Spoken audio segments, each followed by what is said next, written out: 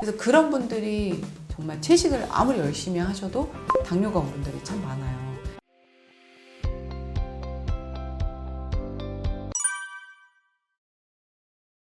저는 그 여러 가지 원인이 대부분 다 있는데 한 3가지 정도로 말씀을 드리고 싶어요.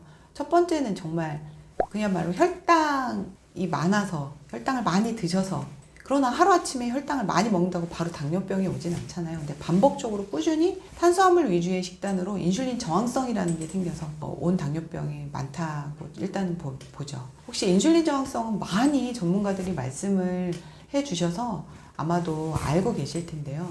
결국에는 혈당이라는 거를 잘 조절하고 소모를 해주는 어떤 중간 매개체 역할을 해주는 게 인슐린인데, 혈당을 계속 이제 많이 먹게 되니까 인슐린도 어느 순간에는 너무 많이 분비가 되면서 우리 몸에서는 사실 과요불급이라는 속담 들어보셨죠? 너무 많으면 그냥 마음을 닫아버리거든요. 잔소리 같은 거예요. 좋은 얘기도 너무 많으면 그냥 귀를 닫아버리는 것처럼 당이라는 거는 사실 우리 몸의 생명의 필수 물질인데 이게 너무 많이 들어오니까 귀 닫고 눈 닫고를 해버리겠다는 거죠. 그래서 인슐린 저항성이 오게 된 원인을 일단 해결을 해야 되는 게 이제 그게 원인이 있다라는 거. 이제 두 번째로는 근육이 사라지는 거예요. 제가 요즘 이제 그 식단 코칭 프로그램을 하면서 느끼는 건 마른 몸은 다들 원하세요. 그래서 체중에 굉장히 욕심을 부리시는데 실질적으로 근육을 살리는 일은 하지 않습니다. 아주 특수한 케이스를 빼놓고는요. 특히 여자분들은 근육에 목숨 걸지 않아요. 네, 몸무게만 보세요. 그런데 체성분에서 근육이 빠져나가면 즉 혈당을 소비하는 소비처가 사라지는 거죠. 그래서 그렇게 많이 먹지 않아도 그냥 소비가 잘 안 되는 그런 몸이 돼도 당뇨가 오는 것 같아요. 그래서 저는 제가 보면 진짜 딱 봤을 때 그렇게 비만하지 않으세요. 심지어 마르기까지 하셨어요. 근데 그런데도 당뇨가 있으신 분들을 보면은 이분은 소비하는 게 잘못됐다. 너무 그냥 마르기만 하신 거죠. 그래서 그런 분은 소비처가 없기 때문에 조금만 이제 식사를 잘못하셔도 소비가 안 되니까 어떤 불합리한 방법으로 당을 끄집어내서라도 어떤 안정적인 혈당을 수치를 이렇게 유지하려는 어떤 자구책으로 당뇨를 사용하고 있는 거죠. 당뇨라는 방법을. 그리고 세 번째는 이제 대부분의 당뇨가 오는 그 시점을 보면 심각한 어떤 정신적인 문제나 스트레스 상황인 경우분들이 많아요. 당뇨는 어떻게 보면 혈당의 수입과 지출이 제대로 맞지 않아서 조절하다 안 돼서 우리는 다 조절 키가 있거든요. 원래는 다 정말 저절로 조절을 하는 키가 있어요. 그래서 여기 계신 분들 누구나 갑자기 설탕을 한 컵을 먹는다고 해도 바로 당뇨병이 되지 않아요. 우리 몸은 저절로 다 그거를 조절할 수 있는 키가 있는데 급작스러운 어떤 스트레스, 배우자가 잘못됐다든지 사랑하는 사람이 죽었다든지 사기를 당했다든지 이런 것으로 그냥 삶의 희망을 잃거나 죽음의 어떤 공포를 느끼면 우리 몸에서 그 조절키가 망가져 버리는 거죠. 그래서 특별히 당을 올리는 음식을 먹지 않아도 조절키가 없기 때문에 불합리한 방법으로 당을 빼내는 거거든요. 그런 어떤 정신적인 부분도 저는 분명히 있다고 봅니다. 그래서 이 3가지 인자, 즉 혈당의 수입이 지나치게 많은 것, 그 다음에 두 번째는 지출을 잘 하지 못하는 것, 그 다음에 세 번째는 삶의 어떤 내 몸에서는 나는 아니지만 내 몸에서는 삶의 희망과 의지를 잃었을 때 우리 몸에서는 더 이상 나를 위해서 노력할 필요가 없어라는 사인이 왔을 때 그렇게 3가지로 저는 원인 구분을 하고 싶어요. 제가 정말 요즘 많이 만나보면 저도 마찬가지고 많은 분들을 만났을 때 일단은 많은 분들이 이제 서구화된 음식 이런 것 때문에 우리 몸이 당뇨가 왔다라고 생각을 하는데 저는 그렇지 않다고 보거든요. 그냥 단순하게 설탕과 밀가루, 정제 탄수화물로 우리 몸이 망가진 거예요. 그래서 거기에선 한식도 배제될 수가 없다라는 거죠. 그래서 어떤 음식이냐, 서구식이냐, 한식이냐로 구분할 게 아니라 설탕과 전제 탄수화물이 있느냐 이것부터 좀 바라봐 주시는 게 좋습니다. 정말 서구식을 한 번도 드시지 않았던 농촌이나 시골에 계신 어머님들도 당뇨가 있거든요.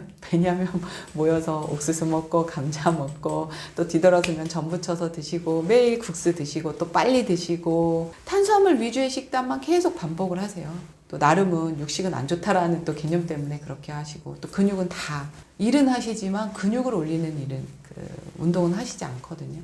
그래서 그런 분들이 정말 채식을 아무리 열심히 하셔도 당뇨가 온 분들이 참 많아요. 그래서 어떻게 보면 종합적인 건강에 대한 이해, 질환에 대한 이해가 없는 어떤 내 몸 관리는 결국엔 결과적으로 뭐 당뇨든 뭐든 어떤 질환도 저는 충분히 나올 수 있다고 생각하고요. 당뇨는 사실 최근의 견지로 제가 느끼기에는 내 몸이 상당히 많이 지치고 피곤하고 많이 망가졌을 때 오는 사인이다. 당뇨가 처음부터 오는 분은 없습니다. 3대 대사 질환 중에서도 가장 마지막 혈압이 오르고 고지혈증이 오르고 마지막, 왜냐면 우리 몸의 가장 중요한 에너지원을 일부러 버리겠다는 거잖아요. 그래서 이것은 굉장히 많이 망가졌다는 신호로 받아들이시는 게 좋고요. 암의 전 단계로까지 표현을 많이 하시는데 그 정도로 위협성을 가지고 근육을 살린다든지 그다음에 탄수화물 위주의 반복적인 어떤 누적된 습관 때문에 왔기 때문에 당분간만이라도 이 부분을 좀 배제하고 치료라고 생각하시고 단백질과 건강한 지방으로 채우는, 또 그리고 복합 탄수화물을 드시는 이러한 노력들을 하지 않으면 고치기가 어렵다고 저는 생각을 합니다. 저는 최근에 체성분을 가지고 식단 코칭을 많이 하고 있는데 근육의 중요성을 굉장히 많이 말씀드리고 있어요. 그리고 저도 최근에 이걸 하면서 제 자신도 근육량이 거의 한 5kg 정도 증량을 시켰거든요.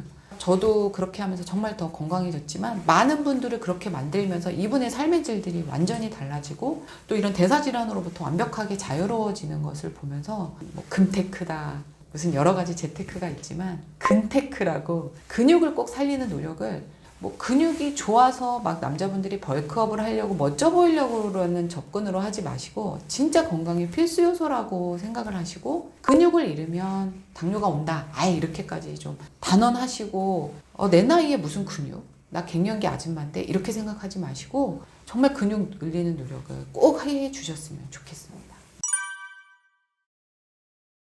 저는 사실 제가 식단 코칭이라는 프로그램을 만들 때 당뇨 환자분들한테 도움이 많이 됐으면 좋겠다고 생각을 하고 만들진 않았어요. 그런데 해보니까 결과적으로 당뇨에 아주 좋더라고요. 뭐냐면 일단은 당뇨라는 건 어쨌든 인슐린 저항성을 개선하기 위해서는, 인슐린이 제 기능을 하기 위해서는 당분간이라도 인슐린 분비를 적게 만들어야 되거든요. 그럼 인슐린을 자극하지 않는 거는 탄수화물이 일단 배제되어야만 돼요. 그런데 여기서 모든 탄수화물을 아예 먹지 마라라는 건 아니고요. 채소에 들어있고 건강한 곡물에 들어있고 콩이나 이런 데 들어있는 건강한 복합 탄수화물은 최소로 드시되 설탕이라든지 밀가루라든지 정제된 탄수화물, 과일까지도 좀 포함을 할게요.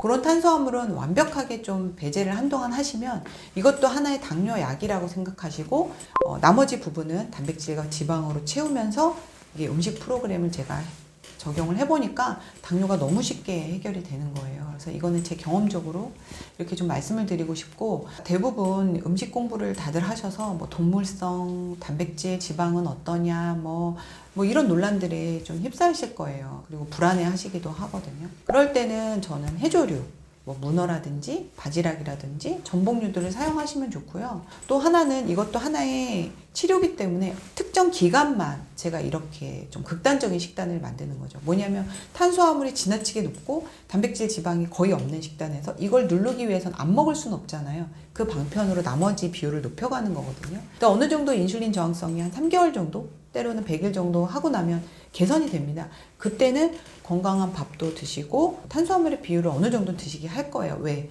그때는 인슐린이 제 기능을 하니까 당을 소모하겠죠. 그래서 저는 가장 좋은 방법은 그렇게 드시는 건데, 그러면 이렇게 추상적으로 말씀을 드렸으니까 좀 구체적으로 해서 어떤 식단이냐라고 단언을 좀 드리면, 쌀이라고 하는 것은 뭐 현미든 흰쌀밥이든 3분의 1, 하루에 한 3분의 1 정도 공기만 드세요. 총 하루에. 그렇게 하시고 나머지는 육류든 해산물이든 충분하게 드시고 양 제한하지 마시고, 그리고 여러 가지 채소들, 어떤 탄수화물의 비율이 높지 않은 뭐 청경채라든지 미나리라든지 토마토라든지 이런 재료를 충분히 넣으시고 탕이나 전골 형태로 그렇게 드시면 영양도 충분하고, 거기에 이제 양념이나 조미료는 조심을 하셔야겠죠. 그래서 죽염이나 죽염 된장, 간장 이렇게만 사용을 하시고요. 나머지 그 양념은 이 채소에서 충분히 육류나 해조류에 어떤 그 냄새도 제거하고 할 수 있습니다. 그래서 그렇게 해서 찜이나 전골 형태로 드시게 되면 간만 맞춰서 드시게 되면 그거를 한 복잡하지 않잖아요. 그래서 그렇게 한 100일이나 20일 뭐 또는 뭐 좀 기간이 오래되신 분들에 따라서는 좀 달라질 수 있어요. 기간은 그 병이 얼마나 오래되느냐에 따라서는 그렇게 하고 나면 나중에 저희한테 오셔서 그래요. 이제는 더 이상 그렇게 안 드시고 극단적으로 안 먹고 때로는 전 오늘 국수도 먹었어요. 밥도 먹었어요. 하지만